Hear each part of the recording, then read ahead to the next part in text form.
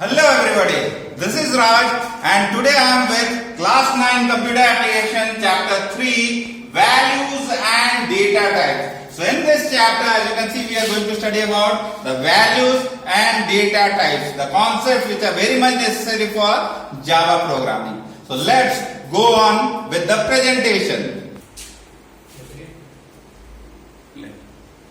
So first we will be studying about character set.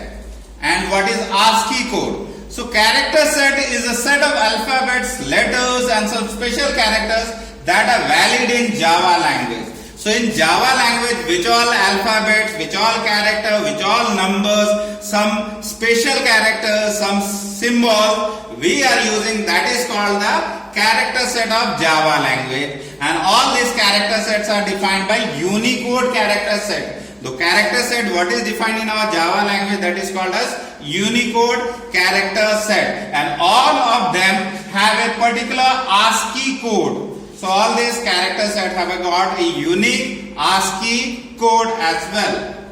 Now you see the ASCII code of the various characters present in our Java language. You use the capital letters A, B, C, D up to Z, small letters A, B, C, D up to Z. Then we are using the numbers 0, 1, 2, 3, 4, 9 and some special characters. So all of them have got a particular code. So the ASCII code of capital A as you can see is 65. Capital B is 66, 065, or you can ignore that 0. Capital A is 65, B is 66, C is 67, D is 68 and so on. Capital Z is 90. So the ASCII code of capital A to capital Z is 65 to 90. Similarly, the ASCII code of small a is 97, small b is 98, small c is 99, small d is 100, small e is 101 and so on. Small z is 122. So small a to small z, the ASCII codes are 97 to 122. And the numbers what we write 0, 1, 2, 3, 4, all this have also got ASCII code. So 0 is represented by ASCII code 48, 1 by 49, 2 by 50, 3 51, 4 52, 5 53, 6 54, 7 55, 8 56, 9 57.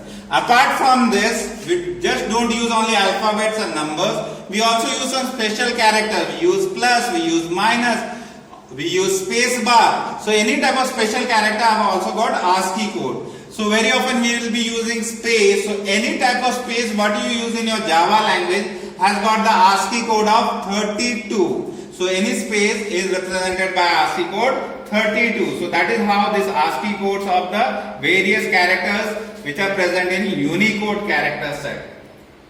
Now we'll be discussing about escape sequence. What are escape sequences in Java? So there are some non-graphical characters that you cannot directly type with your keyboard. So in order to represent that one, we use escape sequence, and escape sequence are preceded by a backslash. You will always see a backslash, then any alphabet that or any symbol, that is what is representing escape sequence. Suppose you want to go to a new line. So how you can represent new line? You cannot represent by any form. So you have to represent it by a form of backslash n. So this backslash n means new line. It will go to a new line, jump to a new line while printing. Then backslash t, if you want to give tab space, one alphabet you have written, then you want to give some space, then you have to use backslash t, one tab space it will leave. Backslash r for carriage return means for enter. Then backslash double quote. If you want to print double quote directly, you cannot print in Java. You have to precede it with backslash and double quote. So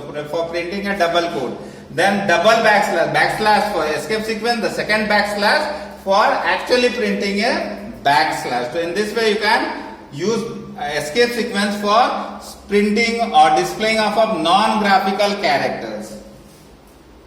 Then we'll be talking about tokens. What is token? In Java programming language, every individual character what you represent, that is called as Java token. So every individual character which is present in a Java program is known as Java token. So you have already, you see, when we write a program, we write public class numbers or public class and like this we write. So there are some keywords what we are using. So they are also token, like the word public, class, void, int, double, this all are keywords and all of them belong to this tokens. Then we are using some symbols, some operators like plus, minus, minus, into, and all these are called as operators. So all these are also tokens. Then we use some identifiers like some variable names like val, num, sum, diff, all these are called as identifiers.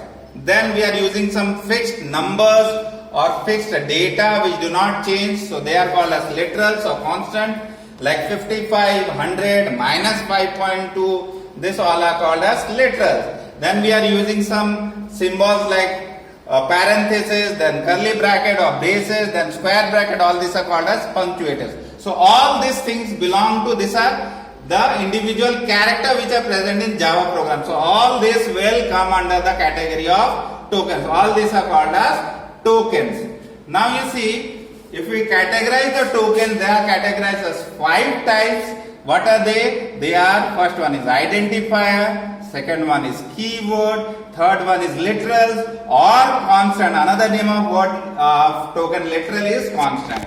Then we are having operators, then we are having punctuators. Another name of punctuator is separator. So these are the various 5 types of Java token. So the more detail of this will be studying in our next video classes. Till then, bye bye.